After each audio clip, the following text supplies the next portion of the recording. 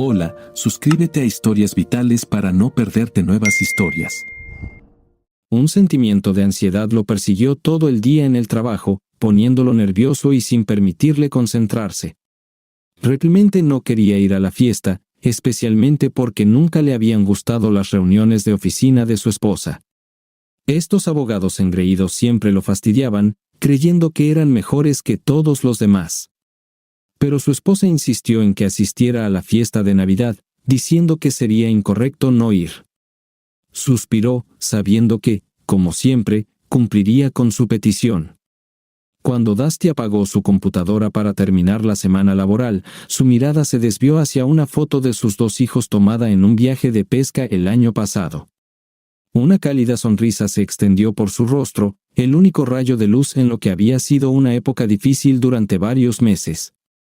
Perdido en sus pensamientos, Dusty de repente volvió a la realidad cuando el tráfico en la autopista se ralentizó para evitar un accidente. Se dio cuenta de que estaba tan ocupado que ni siquiera prestaba atención a su entorno durante el viaje a casa. Debido al accidente, Dusty llegó a casa 15 minutos más tarde de lo habitual. En lugar del beso de bienvenida habitual que recibía al entrar por la puerta, Dusty esperaba un comentario sarcástico de su esposa. Como era de esperar, Tracy no lo decepcionó. «No es como si no hubieras llegado tarde alguna vez», gruñó. «Ahora cámbiate y ponte tu traje gris a rayas». «Es mi favorito». Dusty negó con la cabeza en silencio. Planeaba ponerse un traje azul oscuro, que le parecía más elegante. Aunque el traje gris era hermoso, sentía que con él se mezclaba más con el fondo. James Fielding estaba decidido a no desaparecer entre esta gente. Como nuevo socio en el bufete de abogados penales más destacado de Chicago, organizaba fiestas anuales en su extensa residencia en el North Side. Tracy parecía estar cada vez más preocupada a medida que entraban a la fiesta. Su habla rápida y el parpadeo nervioso indicaban un aumento del estrés. Cuando llegaron a la entrada del enorme salón de entretenimiento, Tracy presionó a Dusty contra la pared y lo abrazó fuertemente. «Tracy, ¿qué pasa?» «¿Está todo bien?», preguntó. «No, solo quería decirte, ¿qué deberías decir?», preguntó ella. «Escucha, Dusty, sabes que te amo. Siempre te he amado, y quiero que recuerdes que pase lo que pase esta noche, no nos afectará. Nada cambiará nuestra relación. Solo quiero que recuerdes que estamos bien. Sé que no te gustan estas personas, y puede ser perturbador, pero si recuerdas que nuestro vínculo no cambiará, todo estará bien». «No tengo idea de qué estás hablando», dijo Dusty. «Tienes razón. No pertenezco aquí entre todos estos abogados y personalidades arrogantes. Pero, ¿qué hay de nuevo? Estas reuniones nunca me han dado placer, pero lo soportaré como siempre». «Solo sabe que estaremos bien», aseguró ella, alejándose de él. Le permitió que la guiara hacia la habitación. Fielding estaba de pie junto a un gran bar decorado con una pintura de una mujer desnuda acostada en una cama. Dusty dejó el bar para traer vino blanco para Tracy y whisky para él. Al pasar junto a Fielding, intercambiaron breves asentimientos, después de lo cual Fielding le lanzó una mirada amenazante. Dusty despreciaba esa mirada y no podía evitar preguntarse si también despreciaba a Fielding. Al regresar con las bebidas, Dusty se colocó entre Tracy y el grupo de Fielding, con la espalda hacia el bar. Tracy se acercó a Fielding y le dio un rápido beso en la mejilla, luego se unió a la conversación. Dusty se quedó al margen, sin participar completamente en la conversación. Su mirada vagó brevemente, deteniéndose en la pintura desnuda, y luego regresó a la habitación. Parecía apropiado que Fielding exhibiera una obra de arte tan audaz. Cuando Dusty cambió su atención, notó que varias personas lo miraban, preocupadas de que hubiera derramado algo en su traje o desabrochado su bragueta. Instintivamente se revisó. No había manchas en la ropa, y la cremallera estaba cerrada. A pesar de esto, las miradas de los presentes no cesaron, y Dusty se sintió incómodo. Se volvió hacia el bar, echando un vistazo a la pintura colgada cerca. La pintura representaba a una mujer desnuda con cabello oscuro acostada en una cama, cuya expresión indicaba que acababa de experimentar un placer intenso. La expresión familiar en su rostro sorprendió a Dusty, dejándolo sin palabras. La mujer en la pintura parecía estar muy cerca de él, obligando a Dusty a detenerse. Su respiración se cortó mientras miraba la imagen cautivadora. No notó a Fielding y a su esposa intercambiando sonrisas. Gradualmente, la atención en la habitación se centró en Dusty. Alguien sonreía, alguien mostraba compasión en su rostro. Pareció una eternidad, pero en realidad, solo pasaron unos 10 segundos antes de que Dusty finalmente se recuperara y confesara en voz baja a su esposa: «¿Eres tú?». Hubo un completo silencio en la habitación. Dusty miraba la pintura, y sus palabras pronunciadas en un susurro sonaron como un grito. Tracy negó con la cabeza y susurró: «No, esta mujer tiene el cabello negro, no soy yo». Varias personas intercambiaron miradas entre Tracy y la pintura, sofocando risas. Fielding le guiñó un ojo a Tracy y a Dusty.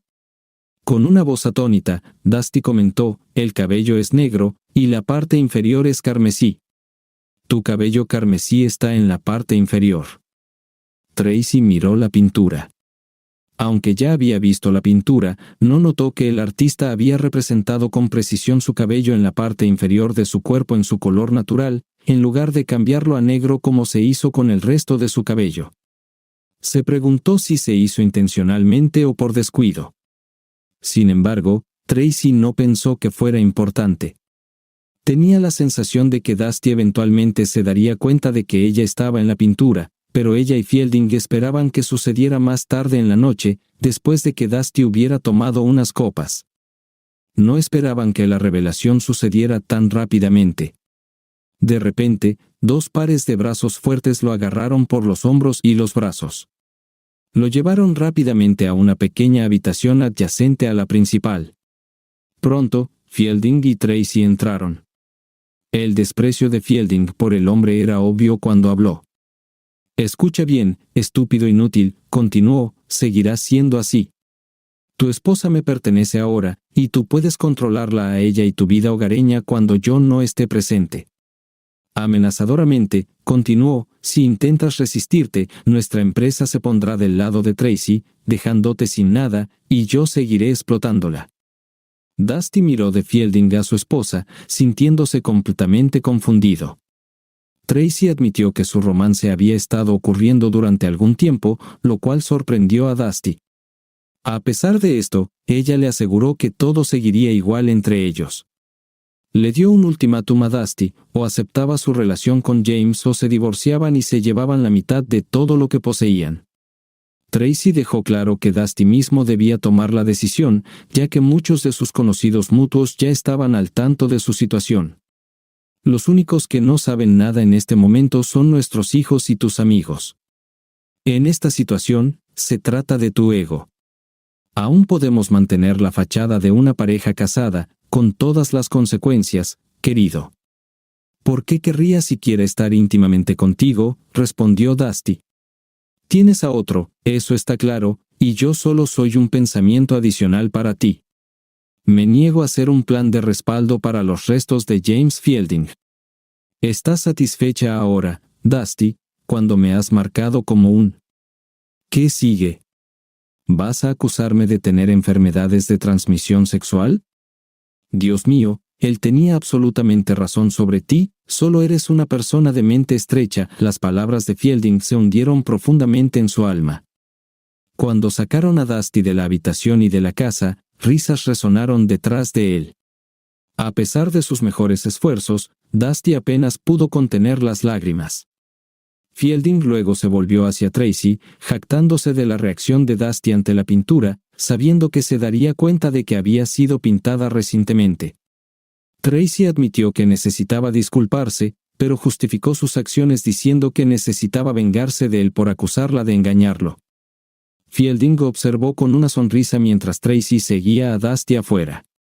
Sabiendo que tendría que calmar las dudas de su esposo, en el último año, Dusty había preguntado repetidamente a Tracy cuando le parecía que algo andaba mal entre ellos.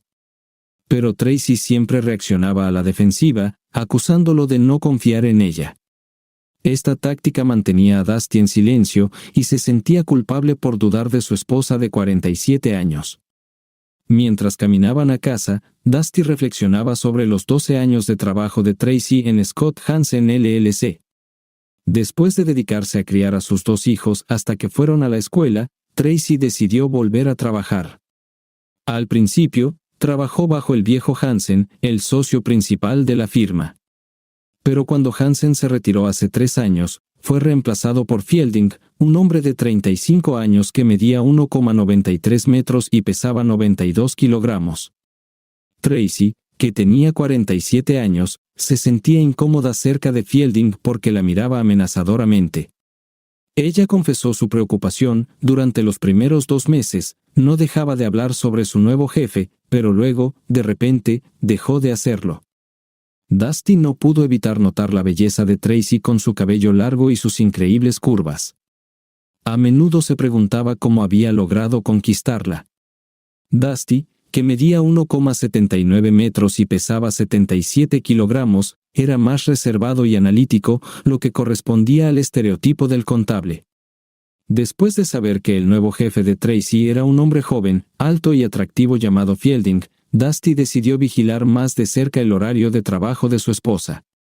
Tracy se quedaba a trabajar con Fielding no más a menudo que con el jefe anterior, hasta aproximadamente hace 1 año. Entonces los retrasos comenzaron a aumentar y culminaron en un viaje de 1 semana con Fielding a Nueva Orleans para un simposio de derecho. A Dusty no le entusiasmaba que Tracy tuviera que ir a este viaje, pero sabía que, como su secretaria, a veces tenía que viajar por trabajo. Incluso después de 25 años de matrimonio, todavía sentía la necesidad de expresar su opinión a su esposa, pero ella lo acusaba de no confiar en ella. Dusty, sintiéndose derrotado, volvió a casa sin ánimo navideño y se sirvió una copa, después de lo cual se desplomó en su sillón favorito. Era ese raro momento en que todo parecía colapsar. En unos minutos, lloró como un bebé. Durante los siguientes 5 minutos, Dusty consideró su matrimonio perfecto hasta que comenzaron a aparecer pequeños defectos, a los que inicialmente no prestó atención. Su esposa se negó a reconocer estos defectos. A pesar de su horario de trabajo rutinario y un reciente viaje a Nueva Orleans, Dusty no pudo evitar notar cambios sutiles en su relación. Aunque su vida íntima seguía siendo la misma, notó que el guardarropa de su esposa se volvía más juvenil y desafiante, y su comportamiento hacia él se volvía más hostil. Después de beber varios vasos de whisky de Malta, Dusty finalmente se quedó dormido en un sillón, viendo la atemporal película navideña Qué bello es vivir. Tracy lo despertó suavemente a la 1:45 a.m., persuadiéndolo para que se fuera a la cama con ella. «Tengo que decir, Tracy, no esperaba esto», dijo Dusty casualmente, «pero no estoy seguro de querer que los chicos se encuentren con esta pintura». Las mejillas de Tracy se sonrojaron de vergüenza, y Dusty pudo ver en su expresión que no había pensado en que sus hijos vieran el retrato en el que posó. Dusty tuvo dificultades para controlar su ira, resistiendo la urgencia de herir físicamente a su esposa. Ella no sabía que, muy probablemente, fueron las enseñanzas de su difunto suegro las que le impidieron hacerse daño. Controlándose, relajó los puños. Tracy notó el gesto, y sus ojos se abrieron de par en par al darse cuenta de que quizás lo había llevado demasiado lejos. En un momento de franqueza, le hizo 2 preguntas: ¿por qué y por cuánto tiempo? Tracy miró la alfombra por un momento, su expresión cambiando mientras consideraba la situación.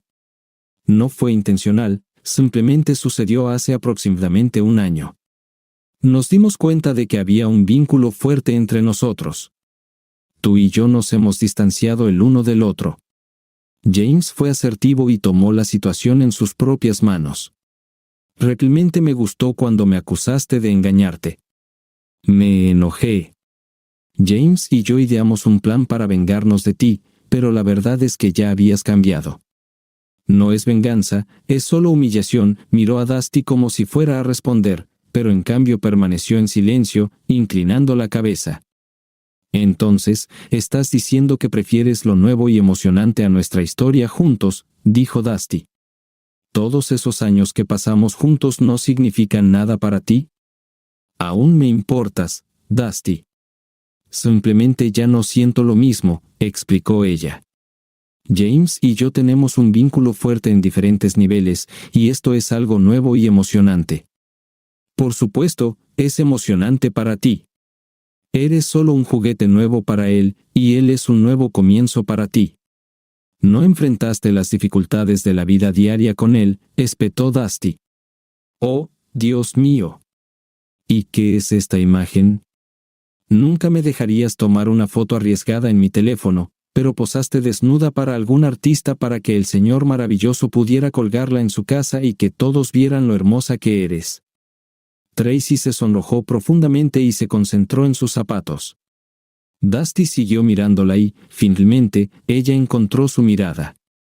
Fue emocionante estar desnuda frente a otro hombre inmediatamente después de la intimidad con James, sabiendo que nuestro acto fue grabado para que otros lo vieran. Dusty no pudo evitar preguntar. ¿También te acostaste con el artista? Tracy confesó, sí, un día. Fue después de mi última sesión de modelaje. James y yo decidimos que sería justo después de provocarlo toda la semana. Eso tiene sentido, respondió Dusty sarcásticamente. Después de un tenso silencio, Dusty empezó a hablar sobre los chicos, preguntando, ¿te has olvidado de ellos? ¿Qué tienen que ver los chicos con esta situación? Tracy estaba desconcertada. Los chicos no tienen nada que ver. Ya se han ido y están viviendo sus vidas. ¿No entiendes cómo la destrucción de nuestra familia les afectará? Tracy se burló. No van a separarse.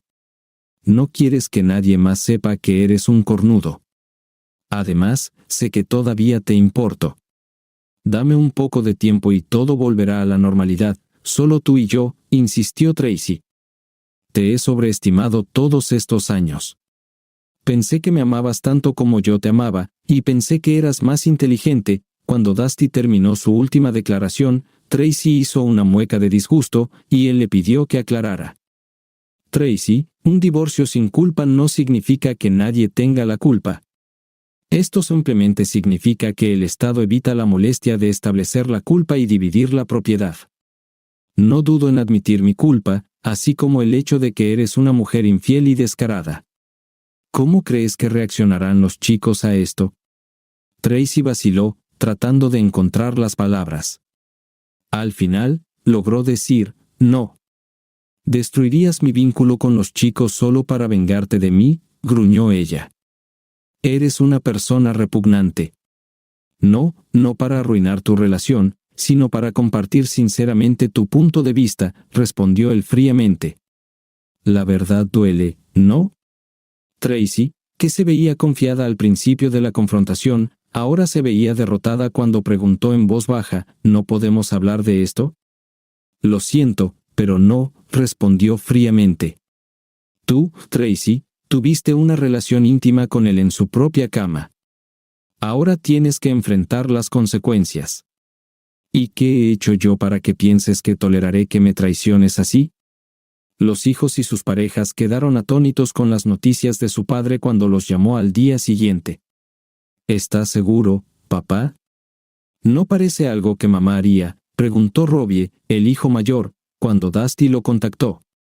Mencionó que él y su amante incluso tomaron una foto de ella después del acto, que colgaba en su bar. A ellos y al resto del personal les pareció gracioso. De ninguna manera. Esto es absurdo, exclamó Robbie en voz alta por teléfono. Papá, ¿qué hiciste para enojar tanto a mamá? Ella no actuaría así sin razón. Dusty hizo una pausa, considerando cómo dirigirse a su hijo escéptico. Creo que la he decepcionado con el tiempo. Él era más joven, más grande, más fuerte. En general, alguien nuevo y diferente. No te creo, papá. Lo siento mucho, respondió Mike. Piensa lo que quieras, Mike. Ella me traicionó y no voy a soportarlo. Una semana después, a Tracy le entregaron documentos judiciales. Ella trató de resistirse, rogando al juez por consejería matrimonial. El juez parecía tratarla con comprensión hasta que Dusty mencionó el tema del desnudo de Tracy colgado en la casa de James Fielding. El juez quedó atónito con la revelación de Dusty.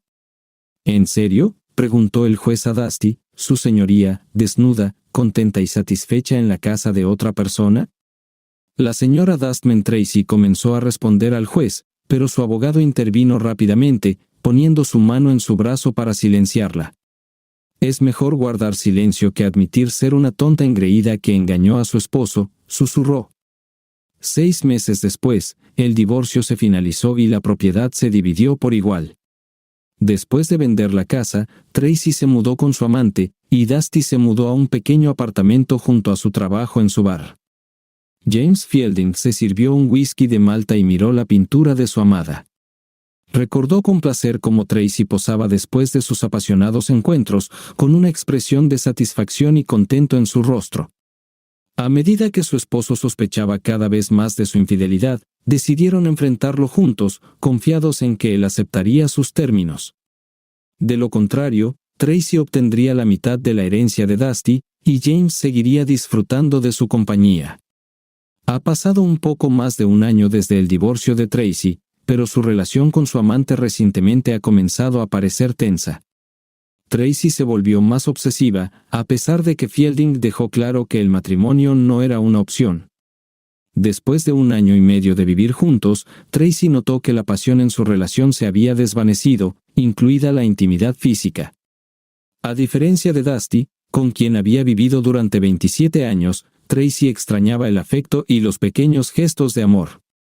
Dándose cuenta de que solo la primera letra de sus palabras separa el amor del deseo, Tracy hizo una serie de cambios en su vida. 6 meses después de romper con James Fielding, se mudó a su propio pequeño apartamento. Poco después, fue transferida a trabajar como administradora para un nuevo abogado. Aunque preveía los cambios, los acogió con agrado ya que su salario y beneficios se mantuvieron igual. Su nuevo jefe, un joven graduado de la Facultad de Derecho de Georgetown, emanaba confianza y ambición, personificando la imagen de un abogado prometedor. Tracy se preguntaba si la actitud arrogante del señor engreído era una característica común de aquellos con un título en derecho. Solo pasaron 2 semanas antes de que él la besara. A pesar de su determinación inicial de no dejarse influenciar por él, Tracy terminó en la cama con el abogado de 31 años. 6 semanas después de comenzar a trabajar, a los 52 años, se sorprendió de lo buena que era su conexión. «¿Mencioné que el retrato era increíble?», preguntó el señor engreído. «Esa pintura encima de tu bar era solo un indicio de su talento», intervino Fielding. «Me deshice de esa pintura. La vendí a un club de striptease de élite por 5,000 pesos. Podré deducir todo el precio de compra de 155,000 pesos en los impuestos». Ambos abogados estallaron en carcajadas. Dusty terminó en la arena el viernes por la noche, donde usualmente no va. Jerry Kubak, el chofer de su hijo mayor, organizó una despedida de soltero y decidió que Dusty debería ser invitado por respeto. Asumió que el hombre mayor se quedaría un rato y se iría antes de que comenzara la fiesta. Un grupo de 15 personas entró al club de élite juntos. Las identificaciones de todos fueron verificadas en la entrada, después de lo cual caminaron por el pasillo y entraron a la parte principal del club. Frente a la entrada del salón principal, había una pintura en la pared que llamó la atención de Jerry. Él, como anfitrión de la noche, fue el primero en prestarle atención y exclamó: «Oh, wow, mira a esta mujer hermosa». «Esta foto es simplemente increíble», exclamó William Galar, uno de los novios de Robbie. «Todas mis ex se ven iguales después de que rompí con ellas». «Un momento, ¿es quien creo que es?». Jerry interrumpió, congelado en su lugar cuando leyó la placa con el nombre en la foto. Se detuvo, sorprendido por la realización. Sin darse cuenta de la importancia, Willie leyó en voz alta: «Tracy Dustman, artista Emile Gaultier». «Oye, Robbie, tiene el mismo nombre». De repente, al darse cuenta de la conexión, Willie se quedó en silencio, entendiendo la gravedad de la situación. El grupo se agolpó ansiosamente para ver lo que estaba escrito en las placas. El rostro de Robbie se oscureció mientras estudiaba el mapa y miraba la pintura. Se giró rápidamente para enfrentar a su padre, luego a su hermano menor. Dusty se encogió de hombros con indiferencia, y las mejillas de Mike se sonrojaron. «He visto esto antes», comentó Dusty a los chicos y continuó su camino. Los hijos intercambiaron miradas y se unieron al resto del grupo en 3 mesas junto al escenario. Todos esperaban la explicación de Dusty. «Así es como tu madre y su despreciable amante abogado me revelaron el hecho de su infidelidad». La pintura colgada en la pared detrás del bar en su casa representaba traición. Aunque no había una inscripción en ella, reconocí de inmediato la trama y entendí el significado. El artista incluso tiñó su cabello de negro, tratando de disfrazar su identidad, pero pude distinguirla. Fue durante la fiesta de Navidad en su casa cuando se reveló la verdad, y quedó claro que su aventura era un secreto a voces entre sus colegas en la firma de abogados. A tu madre y a su amante les pareció divertido cuando descubrí la verdad. No tengo idea de cómo esa pintura terminó aquí, susurró Mike urgentemente a su padre. Tienes que pedirles que la quiten, es mamá, respondió Dusty. Hablaré con el gerente, pero no parecías demasiado preocupado por sus acciones cuando te lo conté por primera vez hace muchos años. Recuerdo cómo dudaste de mis palabras, Mike parecía confundido, y el grupo lo miraba acusadoramente. Por favor, papá, haz algo, rogó. Dusty permaneció como la persona más tranquila del grupo. Silenciosamente levantándose de su asiento, fue al bar donde pidió hablar con el gerente. Después de una animada conversación y algunas voces elevadas, Dusty regresó al grupo, que sorprendentemente estaba tranquilo considerando su posición en el club de striptease. El gerente explicó que el propietario había comprado la pintura a un vendedor privado y se había convertido en una decoración favorita del club. Dusty envió un mensaje a amigos diciendo que la pintura sería retirada si la compraba por 10,000 pesos. Expresó su renuencia a gastar una suma tan grande en esta pintura de su ex esposa que lo había engañado. Los eventos de esa noche llegaron a su fin. Los hijos de Dusty regresaron a Chicago e inmediatamente fueron al apartamento de su madre. Dusty regresó a su propio apartamento y ya estaba profundamente dormido. Dusty notó que Tracy parecía agotada mientras tomaba su lugar en la fila de los padres del novio justo antes de que comenzara la boda. Se dio cuenta de que el tiempo que había pasado discutiendo la extraña imagen en el club de striptease con sus hijos debía haber sido más difícil de lo que había imaginado. Dusty hizo un comentario mordaz a su ex esposa cuando se sentó a unos pocos metros de él en un banco de la iglesia. ¿Oíste que ese bastardo vendió la pintura?, gruñó. Me enteré anoche, respondió ella, sonrojándose furiosamente. Han pasado 5 años desde su divorcio, y no han pasado mucho tiempo juntos desde entonces. A pesar de sus ojos llorosos, Dusty tuvo que admitir que Tracy aún se veía bien. Después de la ceremonia, en el baile entre madre e hijo, Tracy se convirtió en una compañera de baile popular en la recepción, especialmente entre los amigos de Robbie. Después de hablar con Robbie y Mike el día anterior, entendió por qué y estaba preparada para que uno de los jóvenes intentara acercarse demasiado a ella o tocarla de manera inapropiada. Hubo un tiempo en que detuviste tales intentos de inmediato, comentó a Dusty al regresar a la mesa después de bailar con otro interesado compañero. Hubo un tiempo en que eras mi esposa y te importaba, respondió Dusty suavemente. Luego te convertiste en responsabilidad de alguien más. Ahora supongo que la responsabilidad recae únicamente en ti.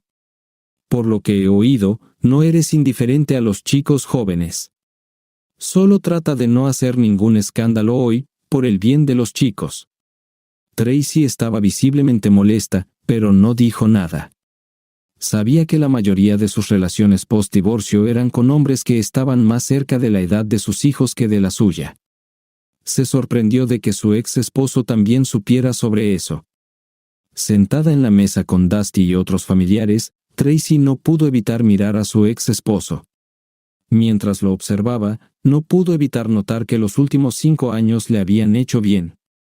Las únicas diferencias visibles eran algunas arrugas en su rostro y la aparición de algunos cabellos grises. Sus penetrantes ojos azules y su mandíbula expresiva permanecían sin cambios desde su primer encuentro. Tracy no pudo evitar reprocharse por haber dejado a un hombre tan maravilloso por algo tan pequeño como querer más emoción en el dormitorio. «Qué tonta he sido», pensó. Su hermana la apoyó, coincidiendo en que Tracy había cometido un gran error. Los ensueños de Tracy fueron interrumpidos repentinamente por sus propias palabras.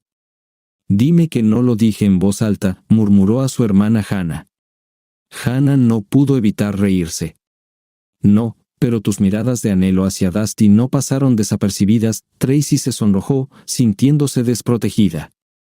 «¿Podrías pedirle que te haga el amor aquí mismo?», bromeó Hannah.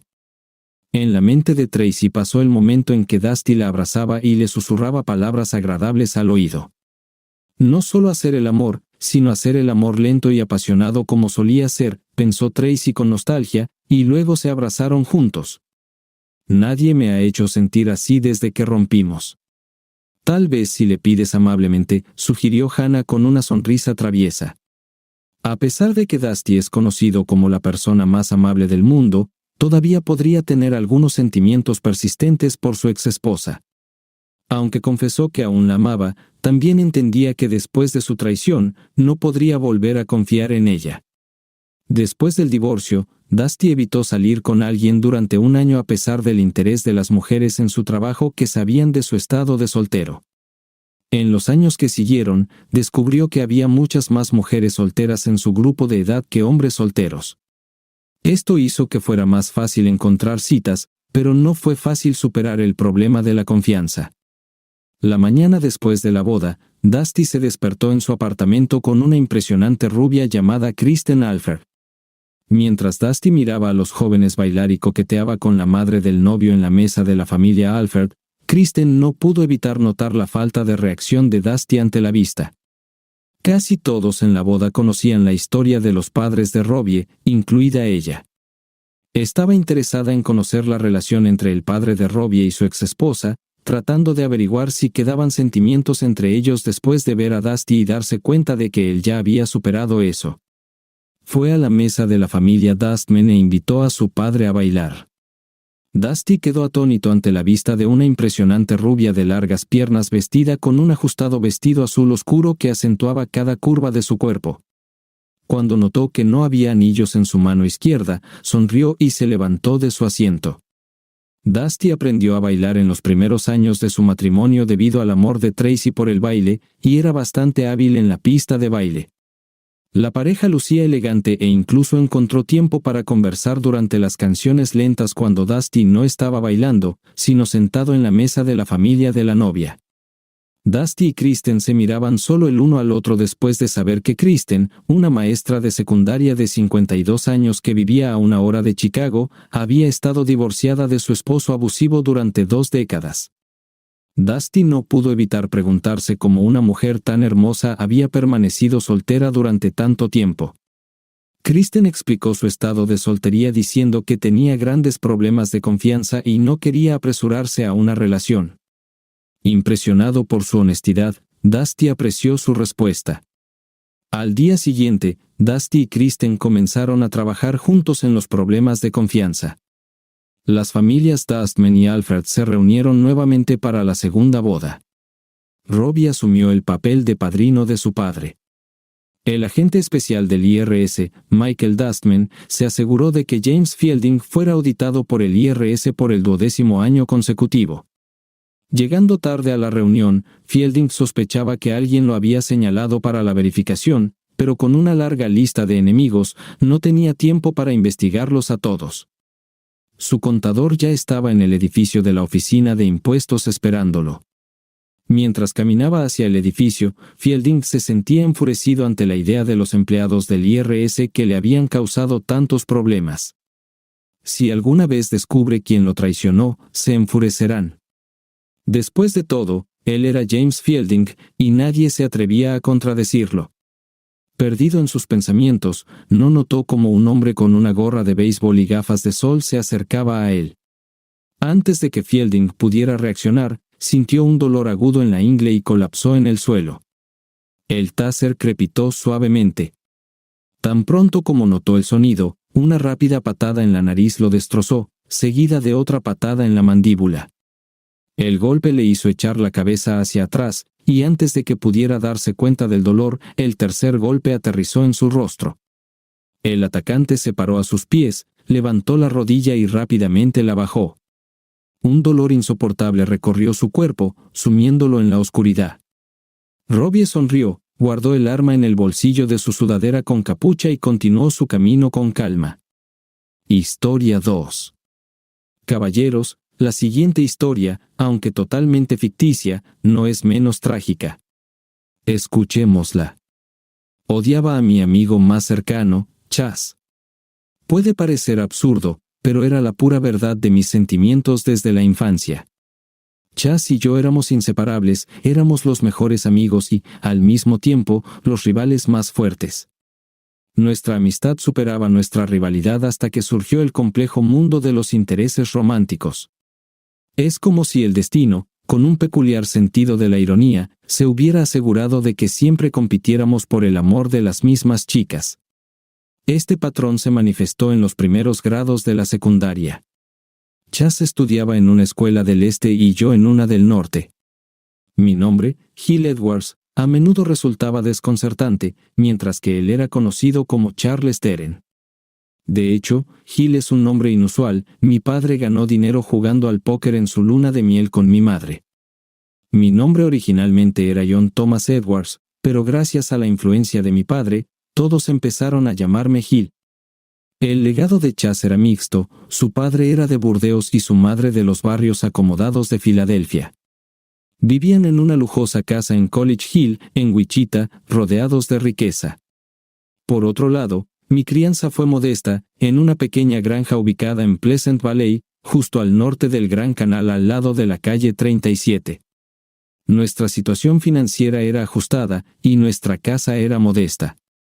Mi madre crió a mis 3 hermanas menores y a mí. Mi padre trabajaba como delineante para la empresa de playa, y mi padre era socio principal en una de las 8 principales firmas contables del condado de Sedgwick. La conexión entre nuestras familias comenzó gracias a nuestras madres, quienes ambas servían en la junta directiva de una conocida organización benéfica. Mientras formaban una fuerte amistad, la participación de mi madre en el consejo estaba condicionada por la voluntad de su abuelo, quien donó toda su fortuna a una fundación benéfica con la condición de que se le otorgara un asiento vitalicio en el consejo. Esta conexión familiar llevó a que a menudo nos reuniéramos para barbacoas, picnics y cenas, y más a menudo de lo que personalmente me hubiera gustado, Chas y yo practicábamos atletismo. Yo medía exactamente 6 pies de altura con una complexión sólida y una coordinación excepcional. Chas, por otro lado, me superaba por 6 pulgadas. Aunque solo pesaba 20 libras más, su posición como mariscal de campo en el equipo de fútbol contrastaba con mi rol como base en la cancha de baloncesto. Yo jugaba como base armador, y Chas, a pesar de ser delantero, demostraba la destreza y precisión inherentes a los defensores. En nuestro segundo y tercer año, ambos recibimos títulos de campeones estatales. En ese momento, estaba en una relación con Patty de la escuela secundaria del sureste, quien era la personificación de la fantasía de todo chico adolescente. Ella irradiaba una sensualidad incomprensible para nosotros en ese momento, mucho antes de que Chas y yo entendiéramos el significado del término. Después de 4 o 5 citas, gradualmente pasamos a una fase más afectuosa. Estaba absolutamente enamorado. Casualidad o no, ese año tanto la escuela del este como la del norte programaron sus graduaciones para el mismo fin de semana. Había planeado invitar a Patty a la graduación de la escuela del norte, pero por razones desconocidas, dudé hasta que fue demasiado tarde. Cuando finalmente tuve el valor y la invité, me informó que Chas se me había adelantado. Para mi sorpresa, ni siquiera sabía que Chas la conocía. Estaba furioso, pero mis opciones eran limitadas. Unas semanas después de la graduación, Chas y yo terminamos en la casa de sus padres para cenar. Más tarde, decidimos caminar hacia el parque College Hill, ubicado a solo unas pocas cuadras de distancia. El parque, conocido como el lugar favorito de Eastig para las prácticas de carrera, sirvió como nuestro campo de fútbol improvisado para el día. Sin entrar en detalles, Chas me compartió que había tenido una relación íntima con Patty. En un ataque de ira, intenté golpearlo, pero mis esfuerzos fueron en vano. Él esquivó hábilmente y me dio un fuerte puñetazo en la barbilla, derribándome al instante. No me ayudó a levantarme y regresó a su casa, dejándome tirado en el suelo. Llegué 20 minutos después, visiblemente molesto. Durante el año siguiente, nuestra relación fluctuó entre la amistad y la enemistad. Todo terminó en el otoño del año siguiente durante un juego de fútbol en honor a la reunión en el norte. Chas había atraído la atención de varias universidades de la División I y Oklahoma era una de sus opciones más atractivas. Mientras tanto, obtuve un lugar en Annapolis, sorprendentemente más por mi éxito académico que por mis logros deportivos. Con 30 segundos restantes en el juego, el norte tomó la delantera y el este se enfrentó al problema de una cuarta y larga bola en el medio del campo. Mi tarea inicial era proteger al receptor, pero en su lugar me acerqué más a la línea de golpeo. Cuando el centro pasó la bola, rodeé al defensor lleno de determinación. Mi objetivo era Chas, y aunque vi que lanzaba la bola estando a pocos pasos de mí, no pude evitarlo. Me abalancé sobre él, sabiendo perfectamente que había calculado mal el tiempo. El impacto lo hizo caer sobre su brazo, lo que resultó en fracturas de ambos huesos del antebrazo. Aunque me acusaron de golpe tardío, no importaba, el pase fue atrapado y el juego terminó. A Chas le tomó 2 años completos recuperarse por completo, y al final de ese tiempo, me guardó rencor. Las lesiones hicieron imposible que recibiera una beca, y se inscribió en la Universidad de Wichita, donde obtuvo un título en contabilidad y participó en el ROC. Mientras tanto, fui aceptado en Annapolis, lo que hizo que nuestras familias se distanciaran y dejaran de reunirse. Después de graduarme de la universidad, elegí una carrera como marine y obtuve un mes de licencia antes de ir a Vietnam. En ese momento, contacté a una chica con la que salía periódicamente, y decidimos asistir a un baile en Moose Lodge en East Kell. Cuando salí a fumar, de repente me topé con Chas. Lo saludé con un gesto de la cabeza, pero él no cruzó la línea. Vestido de uniforme, llevaba la insignia dorada de un teniente segundo, así como la insignia de paracaidista y el parche del 82º Ejército Aerotransportado. Yo estaba vestido con un uniforme azul formal y me veía muy respetable. Chas también estaba allí, acompañado por una chica que no había conocido antes. Era una chica alta, pelirroja, con una blusa blanca y una falda negra, más mini que micro. Me giró la cabeza y escuché a varias personas llamarla Ruby. Todo habría estado bien, pero luego escuché a Chas hacer un comentario sobre los traseros de los marines de caramelo. Parecía estar recordando cómo me venció fácilmente en el parque hace unos años. Durante ese tiempo, descubrí varias cosas notables. Como resultado, lo puse en una posición incómoda en presencia de su compañera, y cuando cayó, aproveché la oportunidad para pedirle a Ruby que bailara. Después de esa noche, no me crucé con Chas durante muchos años, pero Ruby y yo nos volvimos cercanos. Antes de que surgiera la perspectiva de que me enviaran al ejército, nuestros encuentros no fueron numerosos, pero sí profundamente íntimos. Para cuando me fui, Ruby y yo nos habíamos comprometido. Inicialmente, esperaba ir directamente al frente, pero los planes cambiaron, y terminé en el Instituto de Idiomas Militares en Monterrey, donde estudié vietnamita. Ruby se unió a mí allí, y escapamos a Reno, donde comenzó nuestra vida matrimonial. Ruby comenzó a vivir fuera de la base en el área de Carmel. Su padre, quien ocupaba un alto cargo en Boeing, se aseguró de que no le faltara nada, lo que hizo que nuestro tiempo juntos fuera aún más agradable. Ruby tenía una personalidad vibrante, sus deseos parecían insaciables, independientemente del grado de nuestra intimidad. Mirando hacia atrás, probablemente debería haberme preocupado por su soledad durante mis ausencias, pero la juventud y la confianza me hicieron creer que yo era todo lo que ella necesitaba. Después de completar sus estudios, Ruby regresó a la casa de su familia, y yo fui a la guerra, y nuestras vidas se separaron. Por un momento, lo que más me sorprendió de Vietnam fue la completa y absoluta transformación que experimenté. En solo 2 días, pasé de una existencia idílica en la bahía de Monterrey, donde mis noches a veces pasaban al lado de una mujer que irradiaba encanto, a un entorno completamente ajeno. Todo a mi alrededor había cambiado drásticamente. Había un olor desconocido en el aire, y la combinación de calor intenso y humedad parecía sofocante. Era febrero del 68, y me encontraba camino a la base de combate Kisan, ubicada a unas pocas millas al sur de la zona desmilitarizada en la provincia de Quang Tri. El área estaba aislada, lo cual era muy diferente de la vida que conocía. Esta área escasamente poblada se convirtió en un campo de batalla central durante la guerra para asegurar las líneas de comunicación y los asentamientos costeros. Se estableció una red de bases de marines y vietnamitas al sur de la zona desmilitarizada. Mamá mencionó que Cha servía con la 53ª Brigada Aerotransportada en el área de las Tierras Altas Centrales. Ella no sabía sobre la creciente tensión entre Chas y yo. La idea de encontrarme con él era lo más alejado de mis deseos, sin embargo, aseguré a mi madre que intentaría verlo solo para evitar un conflicto con ella.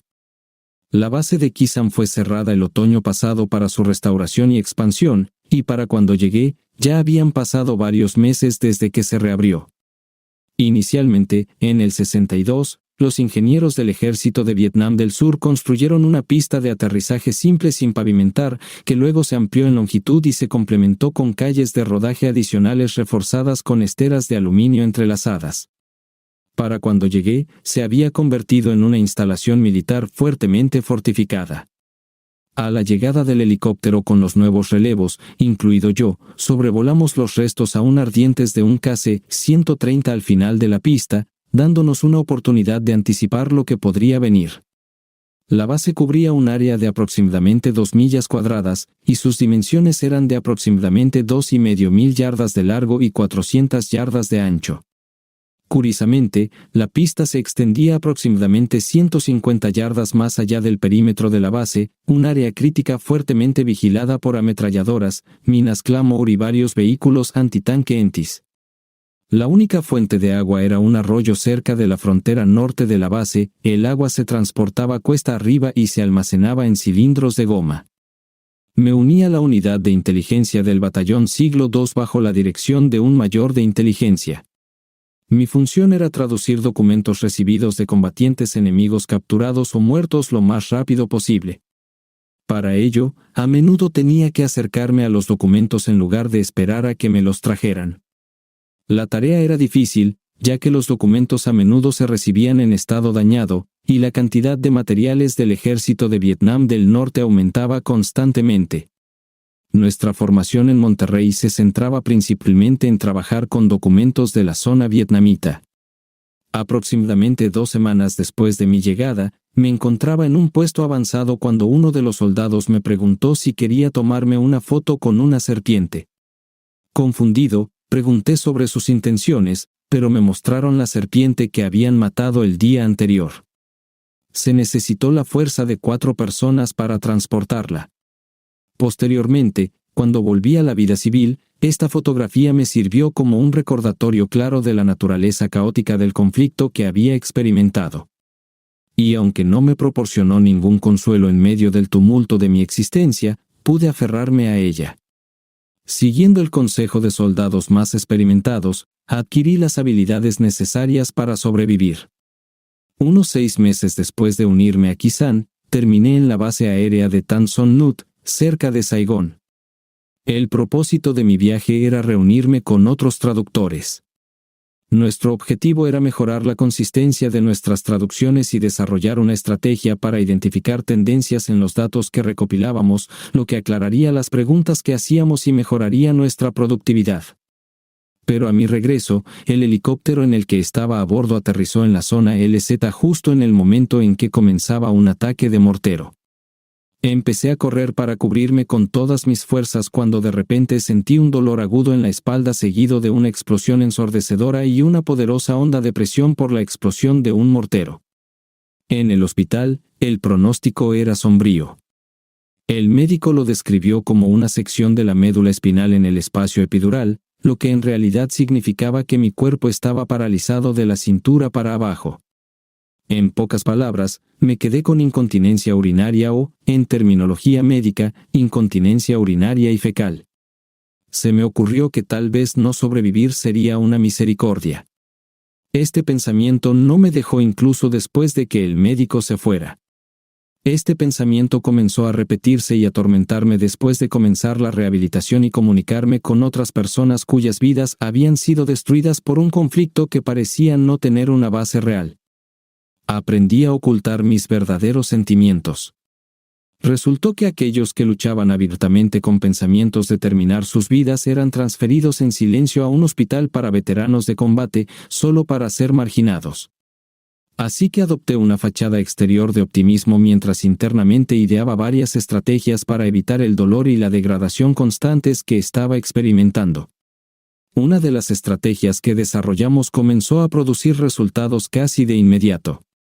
Una tarde, me encontré adormilado. Mi estado constante de somnolencia se debía en gran parte a los analgésicos que estaba tomando. Fue durante uno de estos momentos somnolientos que Chas apareció con un parche en el ojo. Perdió un ojo como resultado de un ataque sorpresa del Viet Cong. Curiosamente, la banda le añadía encanto, haciéndolo aún más atractivo. Pasamos algún tiempo intercambiando frases ligeras. Al final, le rogué que me trajera una botella. Vamos, Chas, por los viejos tiempos, le supliqué. Al final, volvió con una botella en la mano y, entregándomela, me preguntó, ¿te mencionó Ruby que bailamos en la pista de baile unas cuantas veces cuando estaba de vacaciones antes de irme de viaje de negocios? Parecía bastante sola. Por cierto, ¿crees que puedes hacerla feliz? Con una sonrisa astuta, ofreció, recuerda, estoy aquí si alguna vez necesitas ayuda, amigo. Es muy atractiva, ¿verdad? Me enfrenté a un dilema, si ahogar mi tristeza en una botella de Canadian Club o lanzársela a él, apuntando al otro ojo. Al final, elegí beber e intenté ahogar mis penas en el alcohol. Había bebido alrededor de la mitad del whisky cuando la botella se me resbaló de la mano. El incidente, que no solo me impidió terminar mi whisky, sino que también hizo que la enfermera nocturna saltara debido al fuerte ruido, tuvo consecuencias profundas. Considerando la cantidad de pastillas en mi cuerpo, casi perdí la vida. Pero el equipo médico trabajó incansablemente y logró salvarme. El golpe emocional fue fuerte, y lloré durante 2 días seguidos antes de poder crear nuevamente una fachada de resistencia. Finalmente, recuperé la conciencia en un hospital en Hawái, donde Ruby me visitaba. Solo aguantaba unos 30 minutos cada día, y cuando le pregunté por qué sus visitas eran tan cortas, simplemente respondió, de acuerdo, este lugar es demasiado deprimente, y odio ese olor. Solo pensarlo me enferma. Mi mente estaba llena de pensamientos sobre sus acciones cuando estábamos separados, pero me sentía impotente para intervenir. Finalmente llegué a nuestra casa. Nuestro apartamento alquilado estaba a solo unas pocas cuadras de Pleasant Valley High School en el lado norte de Wichita, junto al Gran Canal. Para adaptarse a mis necesidades, pedimos a alguien que instalara una rampa para sillas de ruedas para facilitar el acceso. Ruby parecía carecer de la tolerancia necesaria para cuidarme, y a menudo me lanzaba miradas de desprecio que me herían profundamente. Pasaba 3 noches a la semana con amigos. Cada mañana, mi única oración era una súplica desesperada: Señor, déjame morir hoy.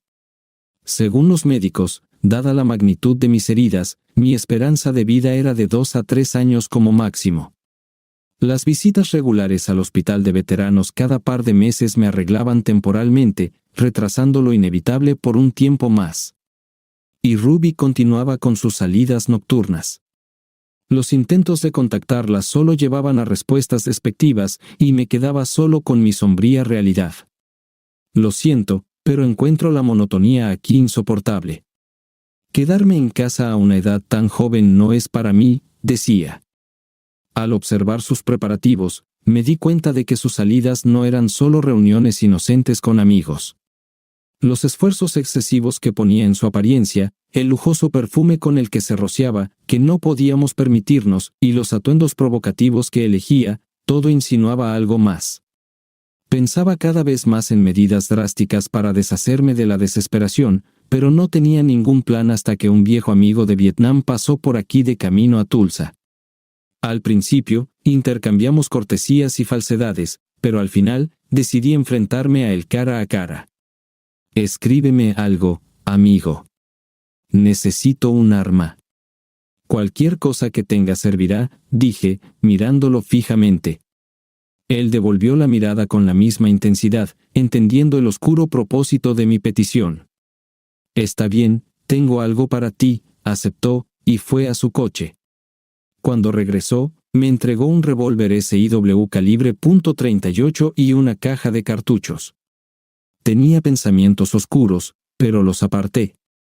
Escondí el arma en mi bolsa de lona, guardada en el armario. Ruby, por su parte, nunca mostró curiosidad ni ansias por registrar mis pertenencias. Llegó la noche en que mi frustración alcanzó su punto de ebullición. Estaba lleno de rabia. Cuando Ruby estaba a punto de irse, mencionó casualmente, «Hoy no conduciré.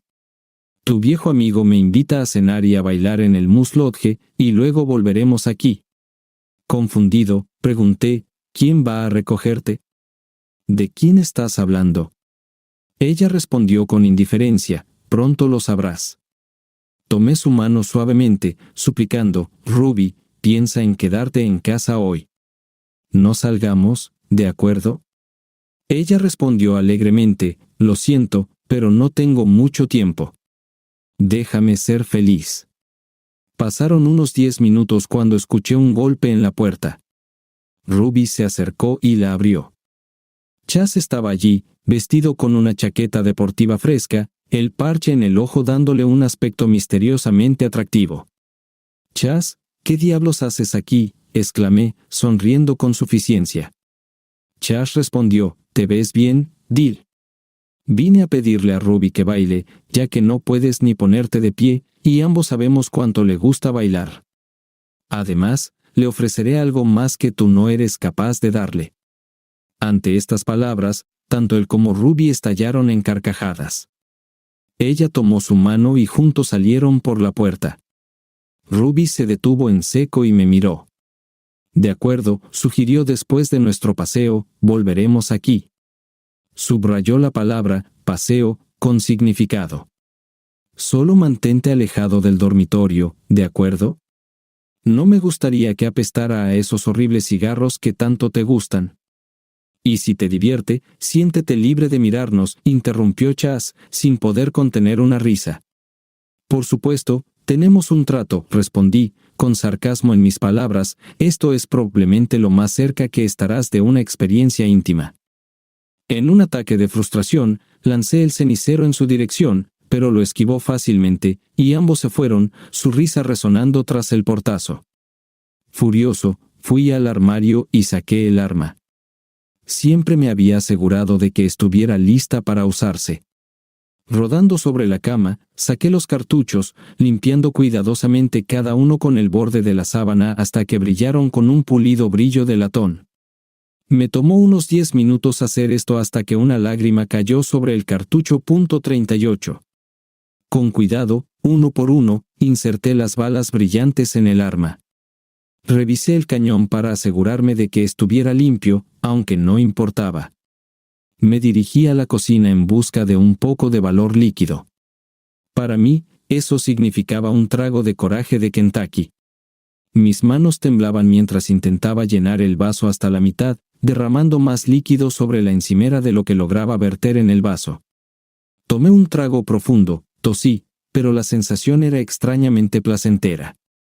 Decidí verter unos centímetros más de este fuerte espíritu de Kentucky en el vaso, tomándome mi tiempo, saboreando cada sorbo. Tuve una revelación que iluminó mis deseos en la vida y más allá. Con una comprensión repentina, puse el revólver .38 en mi regazo, escondiéndolo discretamente bajo el periódico, y me recosté para disfrutar tranquilamente del sabor picante de mi bebida. Tomando un cenicero fresco, di unas cuantas bocanadas agudas, permitiéndome una rara sonrisa. Para un observador externo, podría haber parecido más una mueca distorsionada, pero diseccionar las sutilezas de la expresión era lo último en lo que pensaba en ese momento. Pasaron varias horas, y noté que la bolsa de mi catéter se estaba llenando constantemente. Una sensación de satisfacción se apoderó de mí, impulsada por la confianza en mi estrategia. De vez en cuando, una sonrisa aparecía en mi rostro mientras pensaba meticulosamente cada paso. Monté varios cables de extensión, cortando cada uno en 2 partes.